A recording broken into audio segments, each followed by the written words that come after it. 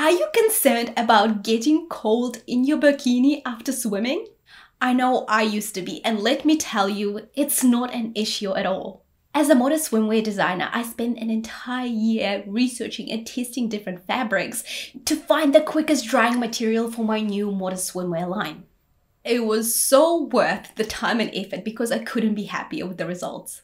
Their burkinis made from this fabric dry very quickly. So it takes about a 30-second towel dry, and my burkini is about 50% dry and very comfortable to be in.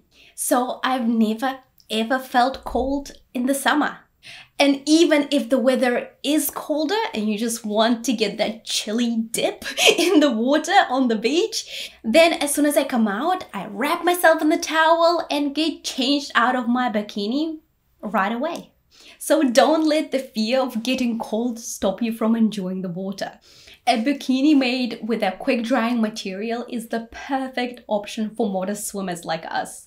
And with this fabric, you won't have to worry about getting cold ever again. Happy swimming, and remember to always stay safe and have fun.